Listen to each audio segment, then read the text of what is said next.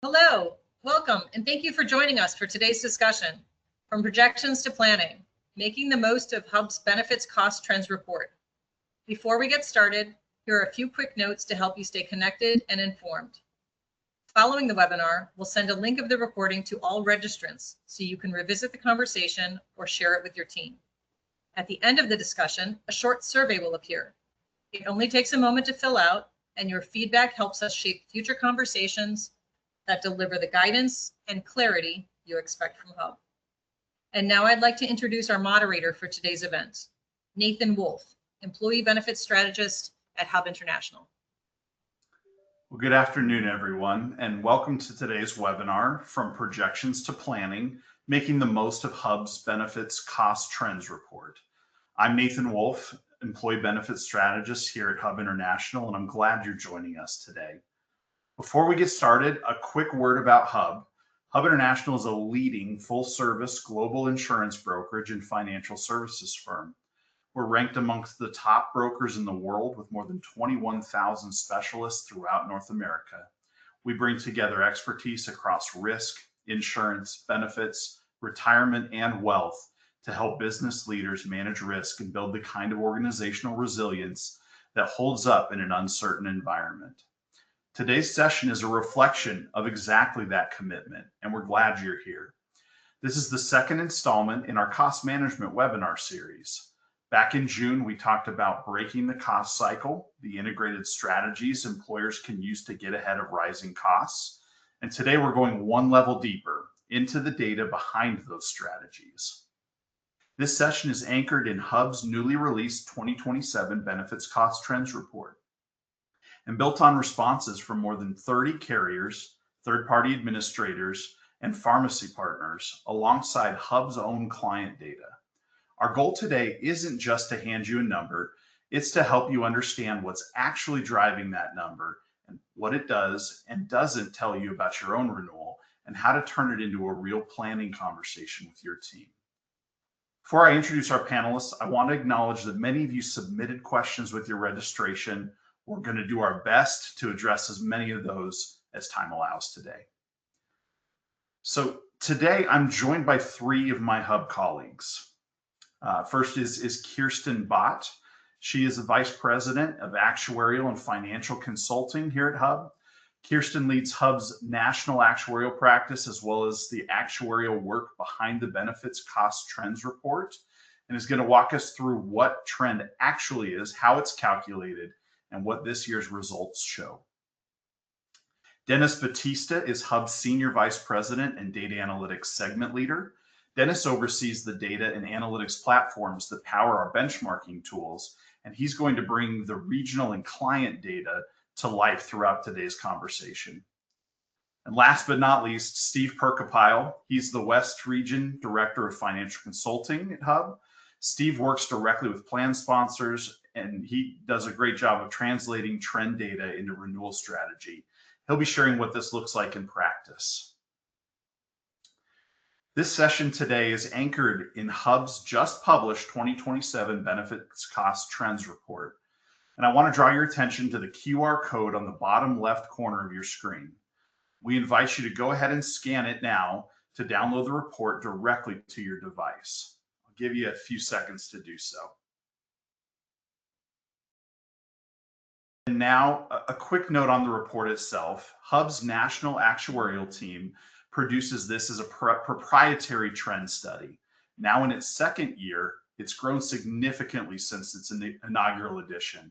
We've expanded our carrier, TPA, and pharmacy partner network and deepened both the breadth and granularity of the data we gather. Everything you'll see today is grounded in that data, not projections alone. So let's talk about what we're going to cover today. We'll start with some background on the study itself, what's new this year and why it matters. From there, Kirsten will walk us through what trend actually is, how it's calculated, and why it's only one piece of your final renewal.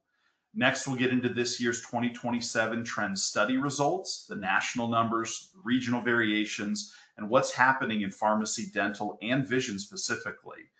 Then we'll look at the inflators and deflators shaping this environment, including what the broader market is telling us. We'll close with key takeaways and a list of actionable next steps. And if time allows, we'll get to some questions that were submitted. Now, I'll let Kirsten kick us off.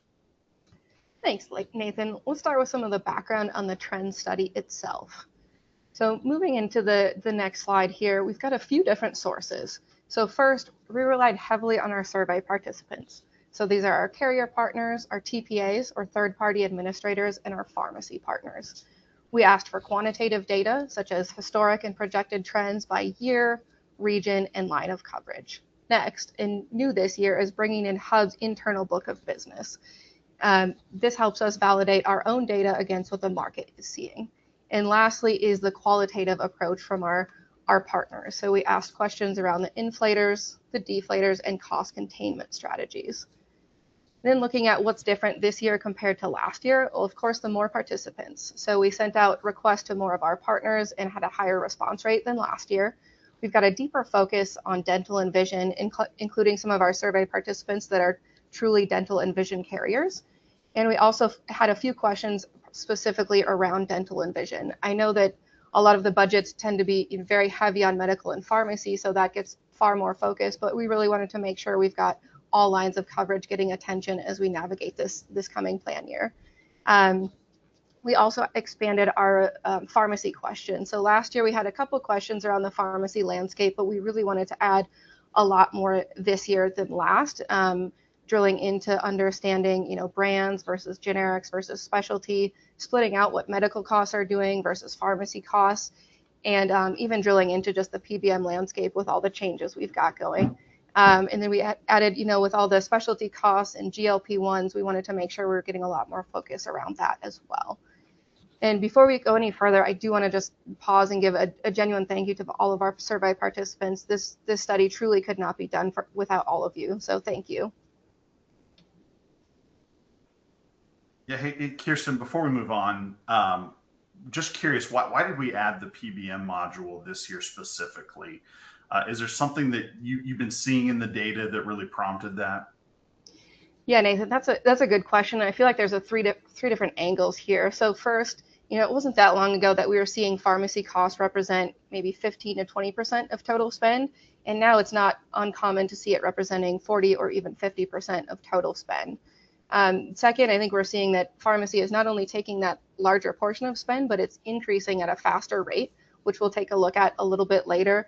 And then third, just with the evolving landscape, we've got rebate restructuring, legislative changes, specialty medications, and GLP-1s. For anyone listening that actually watches TV with real commercials, I'm sure you can relate to the number of direct-to-consumer advertisements you've seen for GLP-1s, such as Ozempic, Mounjaro, you name it. So we found all of that insight really incredible to understand. I mean, a lot of us had our own assumptions about what we're seeing in the market, but it was really nice to validate everything that we believe with true data, whether it's quantitative or qualitative responses. Thanks, Kirsten. So what is trend exactly? And just as important, what isn't it? The short answer is that trend really is only one piece of the final renewal, and that distinction matters more than a lot of people realize. So if you look at the combined medical and pharmacy trend over time, you can see there's three different phases. Phase 1 is pre-COVID, where it ran fairly steady at 4 to 6%.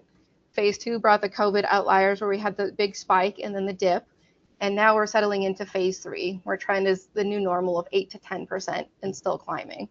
And this isn't that temporary spike that we saw, during the middle of COVID. The data is indicating that this is the new normal and where we're continuing to move. So, Kirsten, one of the questions that came in ahead of today's webinar was from a client that commented that their trend, their inflation and cost came in higher than the national average this year, and they were specifically wondering, what does that mean? Is something wrong with their plan if they're seeing things even worse than this? Absolutely not, Nathan. The trend within a group varies really with the ebb and flow of the utilization patterns in a year. And that's really why we wanted to do this trend in the first place, right? Even our largest clients shouldn't be using their own trend to predict what's coming. We wanted to pull in national averages, understand multiple sources, and really understand a lot of the data with so much credibility.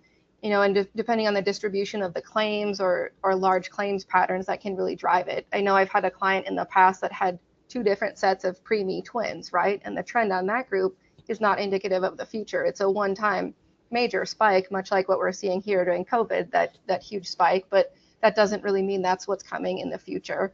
And then of course you could layer in other things, whether, maybe there's plan design changes, a network change, funding arrangement. There's so many things that really goes into that, your full renewal. So even if your trend is running a little bit hot this year, that doesn't necessarily mean you're going to have anything's wrong with you or it's going to be a bigger increase than normal.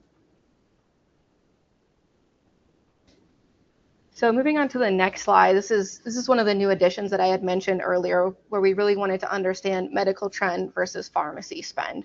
So Nathan was kind of asking about that earlier. Why did we want to do this? And you can really see in that, again, thinking back to that phase 1 pre-COVID, where medical and pharmacy are kind of moving in tandem, and then COVID outliers did something a little bit unusual, as you can see.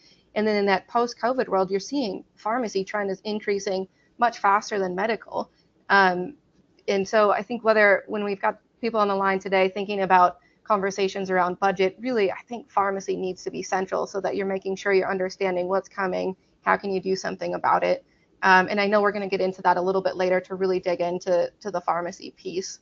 But first, I want to pass it over to Steve to talk about how trend actually is calculated. Yeah, thanks, Kirsten. I think it's important because people get frustrated with the idea that we always use this term medical trend or healthcare trend. And, how's that different from inflation? Like, why is it different from inflation? Why does it always seem like healthcare trend is higher than what we kind of hear in the broad marketplace? A loaf of bread or, gallon of milk goes up X% year over year. And yet we see healthcare trend very different. And so I think it's important to break out what the drivers are that make up that 9% that we see year over year. So you see here, we've kind of broken it into 5 buckets. The unit cost, that just simply means what does it cost to deliver a unit of healthcare from this year versus last year, and what's encompassing in that. So it's it's things like cost of goods and services that the healthcare providers have to buy. They have to buy boxes of tissue, gloves, all these things that they have to purchase. Certainly they're being impacted by inflation, but then there's also labor costs because in the healthcare arena, because of the shortage of labor, we're seeing higher increases in compensation. And so all of those things, just the cost of delivering healthcare is one big component that drives that. So you've got that piece. On top of that, what we're seeing too is a higher utilization, an increasing utilization of care. So people going more often. So even though the cost of care, may be going up in inflation, but because you're consuming more, it's adding to that overall cost year over year. So we're just seeing that continual increase in utilization. We also see pharmacy driving that. Again, Kirsten's already kind of talked about this, but because we see this constant pipeline of new drugs hitting the market, those new drugs are always hit the market at a much higher cost because of recouping of research and development, but because of the nature of the drugs and the demand for those drugs. So we see new pharmacy hitting, new drugs hitting the marketplace, and those are coming in. It has nothing to do with inflation. It's just the cost of those drugs. And especially when you think about GLP-1 that are having such a incredible impact across the board, the demand for those drugs, just keeping up with the demand is increasing those costs faster than normal inflation. The other thing is, we've heard this for years, the population itself in the United States is getting older.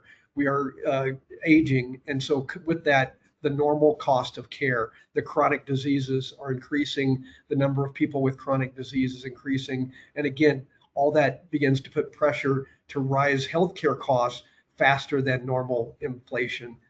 And then the carrier margin, because the carriers design their pricing as a percentage, the cost of their own services delivering, insurance to the population for all the cost of their own internal processes are a percentage of claims. Because claims are increasing faster, their percentage as a cost of just simply delivering healthcare, whether it's the sales process, the issuing of policies, the just the nature, the adjudication of claims and the payments and all the things that they're doing, those are adding to that additional cost. So these are all kind of somewhat unique that drive costs more than just traditional inflation.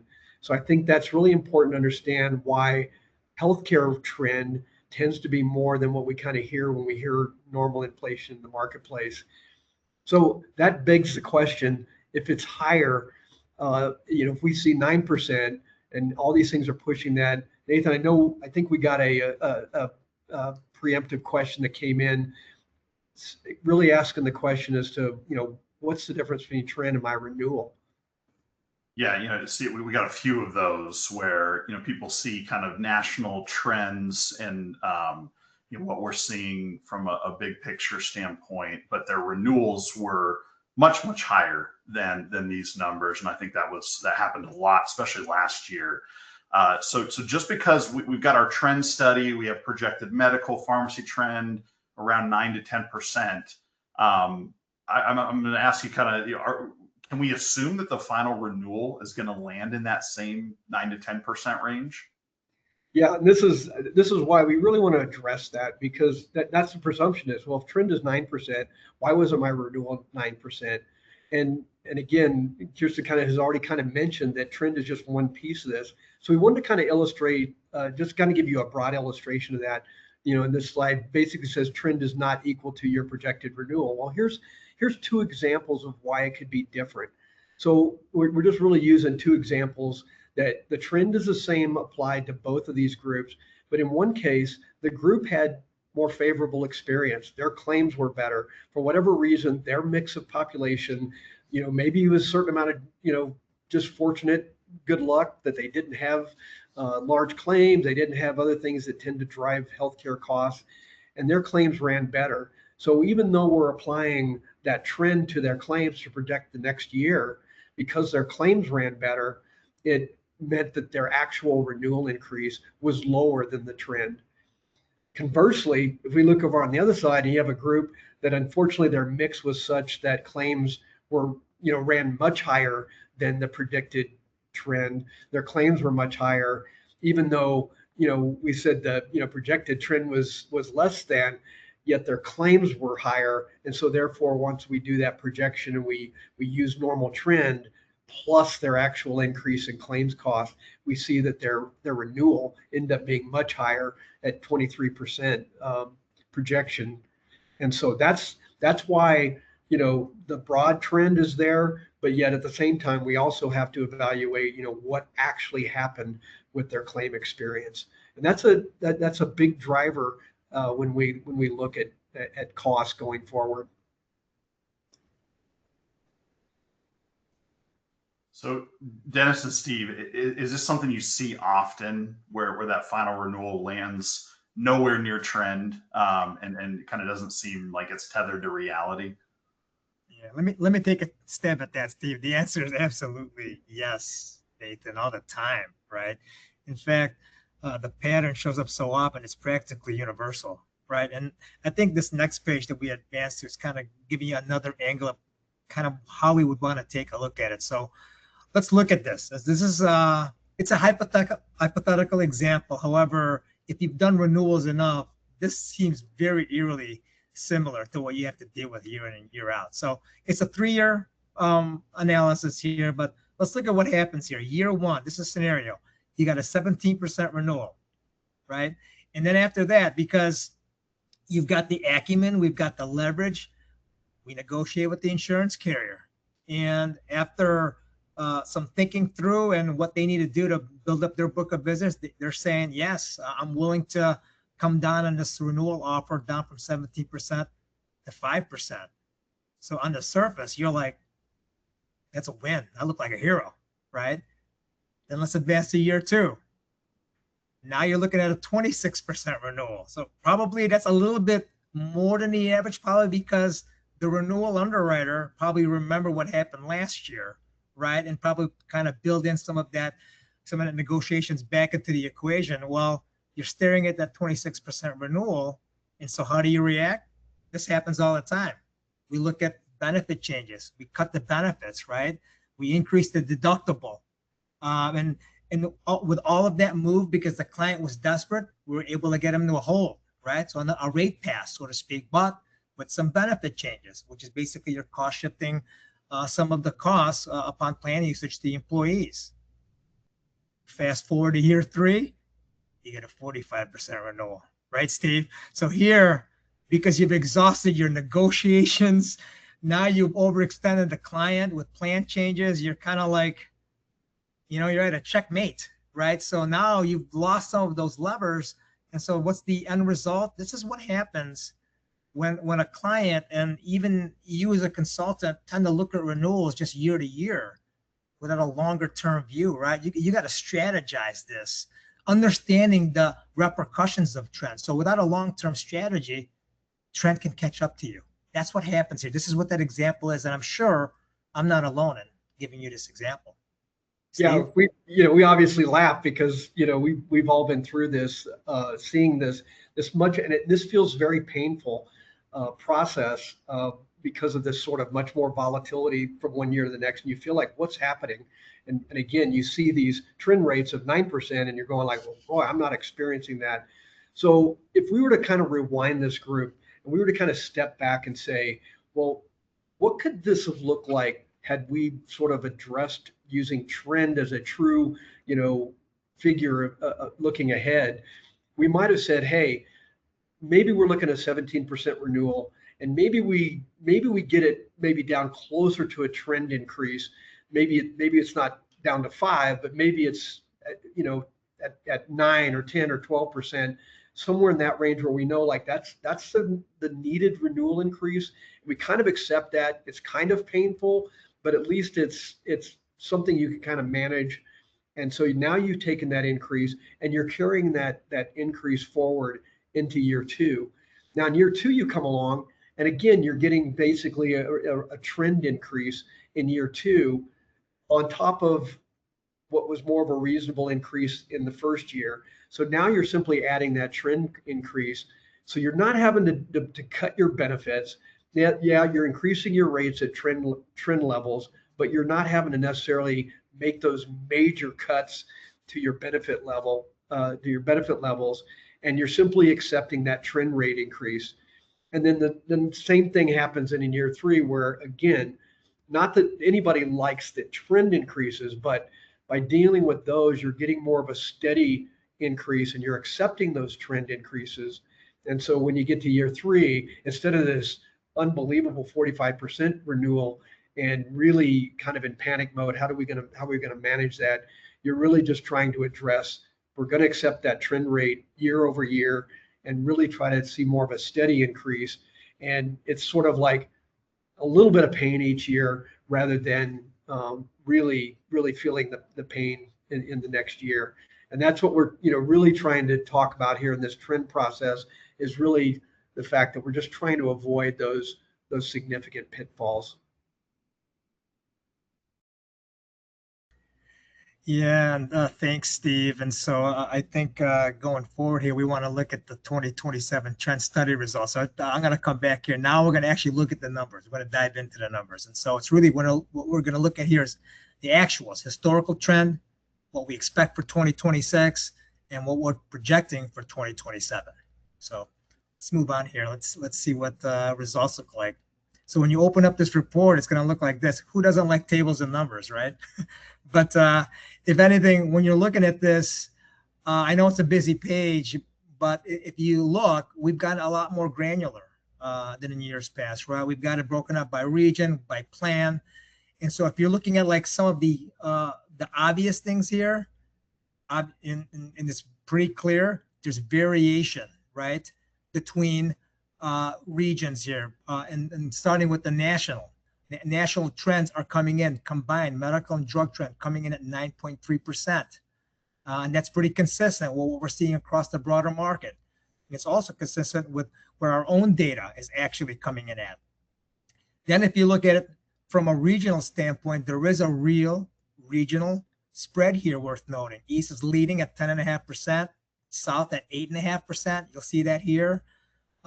So try not to lean just on that national average. If you're a financial consultant or you're in charge of doing the projections and the forecasting, not leaning on the national average can help you, because that may paint a different picture, right? With the extra detail here, you can be more precise. Depending on where the employees reside, you can use this to your advantage. And then lastly, if I'm to look at this page, look at the plans, PPO plan, the high deductible health plan, and HMO. Those trends, they're all clustering much closer together than they were pre-COVID. But more to come on that, right? So let's move on to the next page here. And it's a slightly different picture than this, but we're going to look into the 2027 trends by region, right? So this bar graph is going to look a little bit different than the previous page, but if you look ahead, there are three patterns that I'm seeing here. One, trends are higher across all regions and all plans. Second, once again, PPO and the high deductible health plans keep moving in unison. And then third, East continues to have the highest trend of any region. So Dennis, I've done this for a little while, and I remember that high deductible health plans were supposed to save us all. And that, I think historically we saw that those would trend, maybe 2 to 3 points lower than PPO plans. This is back before COVID. Over the last few years, they've been neck and neck. What do you think's changed? Why do you think that is? Wow, yeah. I saw this in the data even a few years ago, but if I'm to kind of summarize it, a lot of it is the first initial impact of introducing a high deductible health plan is due to the cost shifting, right? So there's typically going to be a price reduction or a consumption reduction based on the plan design, because deductibles are covered first. You've got to meet that deductible, then the out of pocket and things like that. So there's going to be a short win there. But then after that, there's going to be general utilization, right? Steve just mentioned that. Trend is not just about unit cost increase, but it's also increased utilization. So once you get people in a high deductible health plan knowing how to shop better for services, well, then now you've got a foundation that's a little lower than the previous year. Now, next year, you're back up to your normal utilization patterns. That's why you're seeing kind of a closing of the gap. That's the second one. And then third one, Nathan, I'm thinking high deductible health plans are more prevalent now these days. And so where before you had people introducing high deductible health plans and perhaps people who were low utilizers would consider that program, now with more prevalence, now we're seeing all types of demographics choosing to have that plan for themselves and their family, right? So not only the younger low utilizers, but even you're getting the mid to higher utilizers actually coming into the plan. So all of those things, notwithstanding, are closing the gap. Thanks, Dennis. You bet. Yeah, and so now we're moving on to the regional trends here. And so I'll move pretty quickly on this. But here we have a historical look at how trends are running across all regions for 3 years, right? And so in this one, the first obvious data point is that regional patterns show increasing trends year over year. Once again, that's important. In terms of largest change for 2025 actual trend to 2027 projected trend, the Pacific region takes the prize, right? A greater delta. And then, however, in terms of the highest trends, past, current, and future, East region stays on top. So Dennis, I'm in the Mountain West, so I can't resist an opportunity to take a cheap shot at my brethren out east. But what's going on out there? Why do you think the East is trending higher than other regions? Yeah, I'm shocked you're asking that question. I mean, I've said it like 3 times already, right, Nathan? But yeah, you know what? We have clients in Midwest West that are national in scope, but I can't profess to know everything. And so I had to, after I saw the study, I had to just ask and inquire with some of my colleagues there. And here's what I've heard. Okay, one, in the East region, seems to be a sentiment. Employers are no longer looking to make plan changes, right? So cost shifting through plan design is no longer fashionable. On top of that, state mandates, more liberal state mandates, even though I'm talking about fully insured accounts, on self-funded accounts, you can also consider adding state mandates to be competitive, but that's also driving to the cost. Steve mentioned this earlier in regards to unit costs and providers, the higher cost of living in the East region. They are in the negotiations, they're asking for higher reimbursement rates for doctors and hospitals, that's driving up rates up. And then kind of related to that, reference-based pricing, where that could be a solution in other parts of the country and providers are kind of open to it. Well, guess what? Based on what I just got done saying, because the East region, the providers are not open to any reductions in reimbursements, you're not going to typically see reference-based pricing prominent in that market. Thanks, Dennis. You bet. And so now I'm going to go into the granularity in regards to drug trend, right? And if you look at this, there's 3 channels that we want to talk about here. Generics, the ones in dark blue, they're the quiet good news story. How so? Generic utilization can run anywhere between 80 and 90%, still running that today. And if you're asking how do we keep prices intact, understand that generics these days, the majority of them are multi-source, which means that there are multiple manufacturers manufacturing that drug. And when that happens, prices come down. In regards to brand, the story there is GLP-1s, right? So GLP-1 medications have doubled their share of pharmacy spend from 9 to 17%. We've seen that here. And then there was an easing of brand to 11% in 2025, but that was a reflection of rebate dynamics, right? And pricing competition, but not slowing demand. I want people to understand that part. And then it's also worth noting that 60% of large self-funded cases, the ones that we've been working on the last few years, they did not cover GLP-1s for weight loss between 2024 and 2025, which helped reduce consumer demand.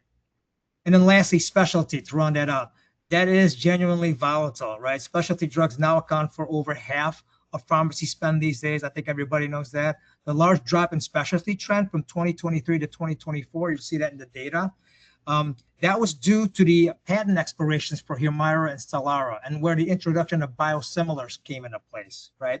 And then from 2024 to 2025, the increase we saw was driven purely by higher utilization, similar to the high deductible health plans. Once you get that initial onset of a savings, then it's back to normal utilization patterns. And if you're asking me when's the next hit in regards to biosimilars, based on the study, I think the next wave happens in 2028.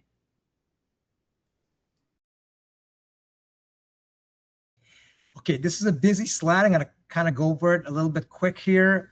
2 sides. That's the way I'm going to explain it. What's changing, right? And so this is more on the law. So the Consolidations Act, Appropriations Act of 2026, that's what this side is really talking about here. And so that's the good news, right? But if you went through the law, what you're going to understand is that while it was signed in February 3rd of this year, most of the provisions like rebate to net cost modeling, transparency compensation, those don't hit until 2028 and 2029. So this is a multi-year runway, and we've got to manage expectations with our clients. On the other side, we talk about cost neutrality, which is basically saying try not to get ahead of the game because there is a runway for these for the law to take place. But you got to also understand that in the what it means for employers, GLP-1s are making news, right? And the latest news is increased indications in regards to what they treat. It is still related to obesity, but if you clearly look at it, they are following a very similar playbook to Humira and Stelara, right? It was very successful from a financial standpoint. And so with that said, I think it's important for people to understand that when you cover GLP-1s, you got to be responsible about it, right? If you are going to cover it for weight loss, are you asking employees to do other things to make sure that there are other things that they can do before getting on a GLP-1 medication, right? So don't just introduce it just to feel good about introducing it. Have a purpose for doing it. And on top of that, I know we talk a lot about pharmacy contracts, and they are literally the most important part of a pharmacy contract. I think people shouldn't lose sight of the utilization management protocols that most PBMs have in place. And what I mean by that is things like prior auth, step therapy. Sometimes we overlook those things, right? Low clinical value, right? There's specialty pharmacy management. Don't overlook those. They too have teeth outside of the contract. And so work with a PBM that really supports those types of programs and see what it could do for your accounts. So Dennis, you mentioned there's a little bit of a runway. We've got some stuff kind of coming maybe in 2028, 2029 down the road. Yeah.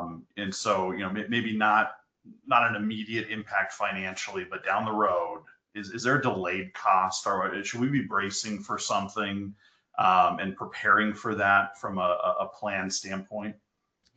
Yeah, and you know what? And with the CARES Act, certainly there's help on the way, right, Nathan? But I think if you look at our trend assumptions going forward, it's still relatively high, and I like that approach only because it's going to take some time for this to kind of manifest through. So from a practical standpoint, what it comes down to is there are still a lot of things that we can do to help manage costs. Yes, help is on the way, but if I'm a consultant working with my clients, you're going to want to make sure that you're looking at the best contracts and the best cost management tools and the right types of programs for your clients. PBM is an ever-changing landscape. You don't want to take the foot off the brake. Or take the foot off the brake. That's correct.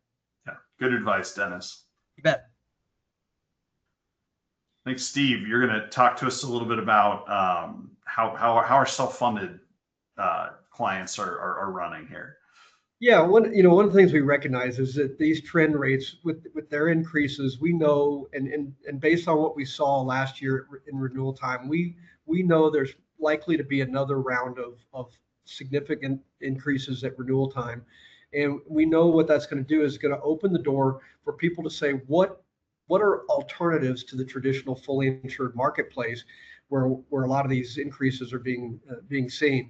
And so this year, Hub made the decision to focus intently on what we're kind of lumping together as alternative risk. It's certainly kind of a broad term, but specifically around self-funded solutions to at least bring some alternative ideas to the table. And so why do we think that's important? Because we know when we look at our block of self-funded business across the board, we know that their trends are lower than what we typically see in the fully insured side. And why is that? Because self-funded, when employers self-fund their plan, they are much more intentional about managing their plans. They're much more intentional about bringing solutions to the table, about specifically looking at the data, looking at what their population is engaged in as far as healthcare issues, and really bringing solutions that are more targeted around their population. So again, just across the board, not always like everything is not, each employer is different, but across the board, we see lower trends. And so we feel like it's important that as we face renewals this next round, as we talk about January 1, but even before then, we want to make sure that we're bringing other solutions through self-funding, through captives, through other things. And we'll have more to say about that later, but we want to make sure we bring these additional options to the table for consideration. So that being said, and again, we know that the medical plan, that healthcare is the biggest line item. We don't want to ignore the fact that we do have dental and vision benefits out there. And we also want to address the fact that there is trend on those. The difference is you see the trends are much lower. Why is that? It's because these have maximum caps. They're not kind of unlimited cost. And so because of those caps that are in place, it helps to keep the trend increases year over year at bay. The one comment I wanted to make here is that even though the cost of those benefits are much more manageable and much lower, you do need to realize that inflation does take its toll. So if your cap, for example, in dental is $1,500 or $2,000 for the year, even though dental costs have gone up, you're still capped at $2,000, for example. Guess what? Your members are likely bearing the cost of those increases. So if you're not addressing that, same thing in the vision side. If your allowance for materials is still $150 or $200, and that's your cap that you're providing benefits to, keep in mind that material costs have gone up. And so therefore your members are bearing the additional cost. So this is just important as you think about trend in these benefits. Your members may be seeing higher increases in their out-of-pocket costs. And so you may need to relook at those and potentially look at different benefit programs for those your dental and vision plans. So let's jump into the next section here as we talk about what impacts, what are we seeing as far as other things that potentially impact trend, or maybe at a cost increase or a lower cost. How can we address trend? So we're going to see here that there's inflators and deflators. And what we mean by that, inflators, things that actually maybe drive trend higher than what we are predicting across the board. Specialty drugs, things that we don't know yet, they get approved by the FDA, they hit the market, they weren't built into the trend that was, recommended or that was produced by the insurance companies and our partners out there. And all of a sudden this new drug hits the marketplace, much more expensive than we expected. That obviously impacts the trend that we're projecting. Provider consolidation. This is a very regional thing. Hospitals are now buying physician practices. They're buying freestanding clinics. When that happens in your regional area, that ends up having an economic impact that maybe was not built into that regional trend. Again, we talked already about increased utilization and population health. If it increases faster than we predict, then it's going to, if 9% is the prediction trend, but utilization is higher than we predicted, it's going to drive that. The last piece is regulation. These are the unintended consequences of passing regulations that directly affect, and healthcare is a regulated industry. And so anything that whether the federal government or local and state, when they pass laws and rules that maybe supposedly are supposed to reduce healthcare costs, there's always unintended consequences. Dennis mentioned more mandates in the eastern region. All those things impact, and we can't predict that a law is going to get passed that doesn't have pressure, put pressure on those predicted trends. Dennis, I'm going to let you take the other side, the more upbeat side of what things can make trend better. Yeah, why are you so doom and gloom, Steve? Let me give you some deflators, all right?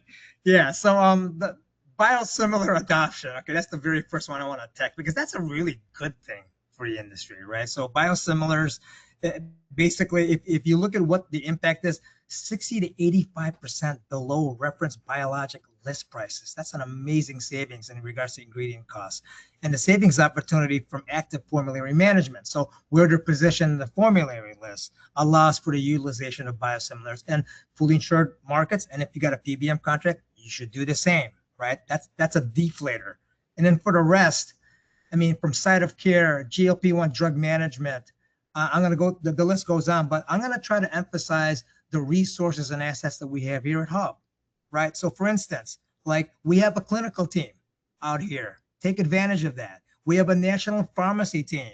There is a report that you can run called Diagnostic RX and look at contracts.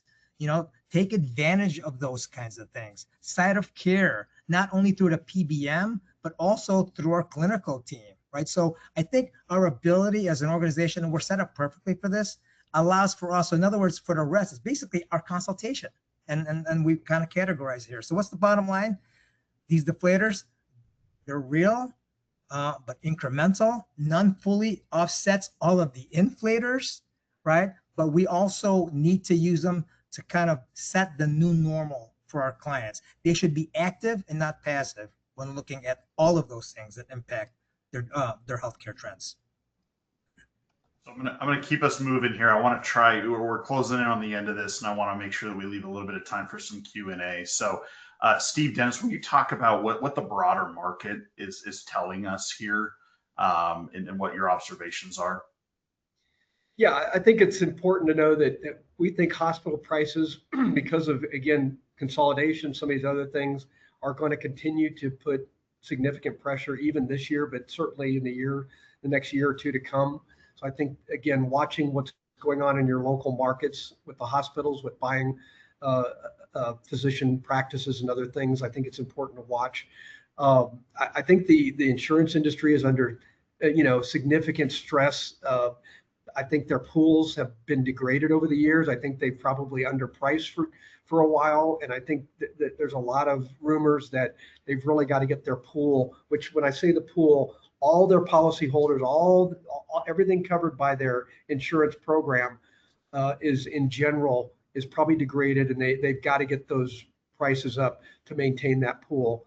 The last thing is the regulation. There's things, like this, the No Surprise Act, things like that. When we talk about more transparency, well, one of the examples of that is Well, now with transparency, all the providers can see what every other provider is charging. Well, you would think that would drive more competition. What's happened is the lower price providers are saying, oh, we can raise our prices. These are unintended consequences of regulations requiring more transparency. So I think it's, again, those are the things that we're seeing that, you just didn't expect that to happen. So, Des, maybe you want to take a couple of these on the other side here, because there's some interesting. Yeah. Number 4 is obvious, right? Pharmacy is the fastest growing spend, period. We've been talking about that. But number 5, we really touch upon. But everybody can see this in the data. High dollar claims are surging. Indeed that they are. If you look at the latest report from Sun Life, they're going to tell you that the severity of large dollar claims have almost doubled within the last 3 years. And the leading diagnosis for large dollar claims, cancer, right? So medical advancements, cell and gene therapy, which is typically administered in the medical side, this is driving rates up. And so a word of note here, because of these large dollar claims, be very careful on the markets you approach for stop loss, right? I always tell my team this: look for ones that have a lot of premium under management, have a strong balance sheet, and have been in the industry for a long time. Typically, they're the ones that don't act, scared at all from these large dollar claims, because they've been through this cycle time and time again. And then lastly, AI. We use it here, right, with Claude, but it is becoming a hidden cost driver for sure. And the providers and insurance carriers alike are using it. And while it's a great advancement, it's also having a profound impact into increasing our costs. Yeah, Dennis, that's a great point. I picture an AI versus AI battle of, the providers trying to use it to maximize their billing practices, carriers and that sort of thing, trying to, root that stuff out and everything. May the best AI win. But obviously we're trying to use AI here at Hub and with some of our partners as well to assist in kind of finding optimization within plans and everything. Kirsten, will you talk about how we use that with regards to machine readable files and really maximizing and optimizing network selection? Yeah, for sure, Nathan. So we're seeing it used in 2 different ways. Number 1, with our clients to try to understand, okay, am I with the most optimal network? Sometimes using that data, we can understand, hey, if you move from carrier A to carrier B, you might be able to save 5 to 7% just on your medical costs. And then when you think back to what our trend study is saying, 5 to 7% on costs on top of trend, that can really hit the budget pretty hard. Yeah. And then on the other hand, we've used it with some of our clients, like Dennis. I know we worked on one in your region where a client was able to look at that information and say, oh my gosh, I'm already with the best one. And they were able to avoid a medical RFP. And you think about the time and headache that saved the client alone by thinking of, what it's like to read through all the RFP responses, sit through finalist meetings. And now, thanks to technology, they can say, hey, we've already made the best decision. Let's stay put and focus on some cost containment strategies dealing with the data that we have. Yeah, I tell clients all the time, no one needs practice marketing. So let's do it when it makes sense. So thank you, everybody. That was a lot of ground to cover. We've gone through what trend actually measures, how this year's numbers move by region, by category, what's shifting on the pharmacy benefit management side, what the broader market's telling us. It's a lot to sit with here. So before we get into what to actually do about it, let's pause for a second.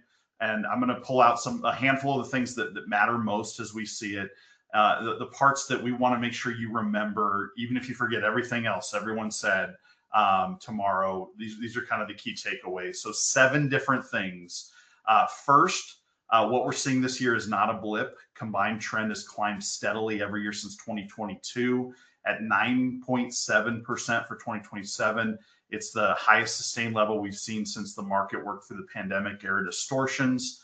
Not a spike that we're waiting for it to fade. It's really a steady multi-year climb, and nothing in the data is pointing us towards things settling back to kind of how they were before 2020.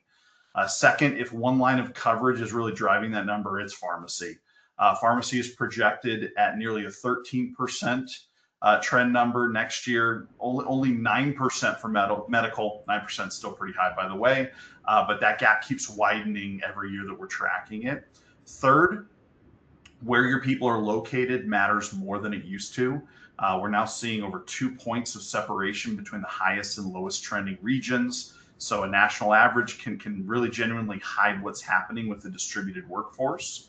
Fourth, and this one might be worth remembering the most, is that your trend number is not your renewal number. So we showed you earlier how two groups, almost identical trend, can actually land more than 10 points apart on their actual increase, really influenced by their claims experience.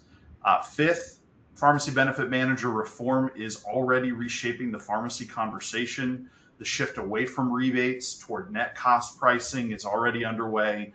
And even where there are near-term dollar impact, or where it really looks neutral, the administrative complexity that comes with it isn't going anywhere. Sixth, don't overlook dental. It's usually the one part of coverage that people don't pay a lot of attention to, but provider behavior is now pushing dental trend up in ways that can catch plan sponsors off guard mid-year. And seventh, zooming out, that the pressure is systemic. There's hospital pricing, insurer financial strain, legislative policy. They're all pulling right now, unfortunately, in the same direction, and that's resulting in higher costs. So this isn't a one-line item to manage. It's an entire environment or ecosystem that we're operating in. Bottom line here, this is not a one-year story. It's important to build your 2027 strategy for a sustained higher trend environment. So what can you do about it? That's the big question that we've been building up to here. Rising costs don't fix themselves, but they do respond to a plan. So where to start? First, we would recommend you start with visibility. Benchmarking your program against the market is important. Hub's plan assessment tool compares you against roughly 75,000 employers. That's I think a pretty big number. I have a lot of math people on here, so you guys check me if I'm wrong. But we would recommend that you do that. Do the same thing at the network level. Kirsten talked about checking your actual claims against that transparency data. We typically see 2 to 5% of total spend really sitting in those network cost differences alone that you can get at. If your pharmacy contract hasn't been independently benchmarked recently, this is honestly probably the highest leverage conversation that you can have this year. As far as how Hub does things, our diagnostic RX tool deconstructs your PBM contract agreement. So the terms, the rebates, discounts, administrative fees, we actually benchmark those against our national pharmacy standards. And then from there, it's getting ahead of what's coming instead of reacting to it. That means a real GLP-1 strategy, not just capping coverage or hoping for the best. Hub models your coverage position against things like step therapy, prior authorization, and indication-specific tiers. We also recommend putting ongoing claims monitoring in place. Hub's Health Insights platform, that's our big data analytics practice. It unifies your medical, pharmacy, ancillary claims information with clinical intelligence. So emerging high-cost risks show up on your radar before they show up on your renewal. Then there's the structural side. Make sure your compliance posture is keeping pace with everything moving at the federal and state level. Really take an honest look at whether your funding strategy, whether you're fully insured, level funded, self-funded, if you're utilizing a captive, make sure it still fits the risk that you're actually carrying today. That sounds like a lot. We all get it. And none of this needs to happen all at once. And you don't need to walk in with all of the answers.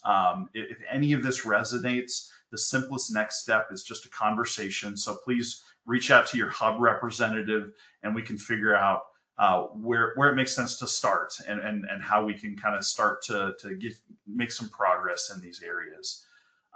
So before we wrap up, we have a few more minutes. I want to address some of the questions that came. We got a number of questions asking really about what the most effective cost control strategies are for our smaller employers that are out there, especially those that are on a self-funded program today. Dennis, what would you say? What would you tell them? Yeah, for smaller accounts, I mean, typically we'll see whether they're fully insured or self-funded. If they are fully insured and not have the data, you need to put them in an environment where you can get that data. And sometimes the only way through that, Nathan, is to go self-funded. So you mentioned that part, but when you go self-funding for the very first time and you're a small employer, as consultants, you got to be very careful. You got to understand your client. You got to understand their risk tolerance. And so there is a responsible way of transferring that risk, going from fully insured to self-funded. And you mentioned one of the words, captives could be one of those avenues to get there, plan design. But you've got to make sure that your client understands what's at risk. You can model certain things where while they're being self-funded, you can do it in a way where you're not taking on much risk, but now you're getting the data, and then it's more comfortable they become with it, the more levers you can pull along the way. But there is always going to be an answer. Do not stay fully insured if you can help it, unless you have to, because I think you need to start driving the bus yourself, right? And with the right consultant, longer term, it'll save you. Great. Thanks, Dennis. And I'll give a quick preview. Our next webinar on cost management is actually going to answer that exact question. So stay tuned. Really, really quickly, I seriously, I want like one sentence, lightning round. Kirsten, if a plan sponsor does one thing from this list before their next renewal, what should it be?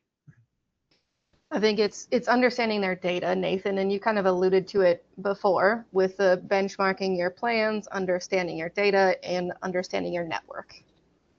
Lightning round over. Well, I'm going to give Steve one, and I want a one-word answer here, Steve. So, is now a good time to consider alternative funding, or does the current volatility argue for staying fully insured? This is the best time to take a look at that and consider your options. Absolutely. Perfect. Thanks, Steve. All right, I'm gonna take us home. Thank you to Kirsten, Dennis, and Steve for the excellent conversation today. Thank you to everyone in the audience for spending part of your day with us. From the fundamentals of trend to this year's regional and pharmacy data, the PBM landscape, and what the broader market is telling us, today's conversation covered a lot of ground. I hope you're leaving with both a clear view of the data and a concrete sense of where to focus next. If today's conversation raised questions about where your organization stands, or if you're ready to take the next steps, Hub is here to help. We're also going to make sure you leave here with everything you need. So following today's session, you'll receive a link to the replay page where you'll find the recording of this webinar, a downloadable PDF of the presentation, and that'll actually include a glossary of key terms and acronyms. We're in an acronym-heavy industry here. If we used one, it should be in there, and that should help you kind of decipher what that means. And also, really importantly, a link to our actual 2027 benefits cost trends report so that you can go deeper on anything we covered today, share it with a colleague if they weren't able to join. You'll also find information on any continuing education credits that are applicable to your situation in that same follow-up email. But before we leave you, and I mentioned this when I was talking about the question Dennis answered, a quick note about the next installment in our cost management webinar series. So coming up on July 29th, we have our Beyond Fully Insured and its alternative benefits funding strategies for small and mid-sized employers. This session will explore the funding alternatives that give smaller organizations the same cost control tools that large employers rely on, from level funding and stop-loss captives to reference-based pricing and more. Whether you're just beginning to ask questions or actively evaluating your options, this session will give you a realistic picture of what a path forward could look like for your organization. Highly recommend that you join us to hear that one. So if you'd like to register, simply scan that QR code on your screen right now. We'll also include more detail in that follow-up email. Finally, before you sign off, please take a moment to complete this brief survey that will appear on your screen. Make sure you comment on how wonderful the moderator was. We would all really appreciate it. There you can let us know whether today's topic was valuable, what you'd like to hear more about in future sessions, and if you'd like a Hub advisor to follow up with you directly. Your feedback, as always, is really important to us. So on behalf of Hub International, thanks for joining today's webinar. This now concludes our broadcast.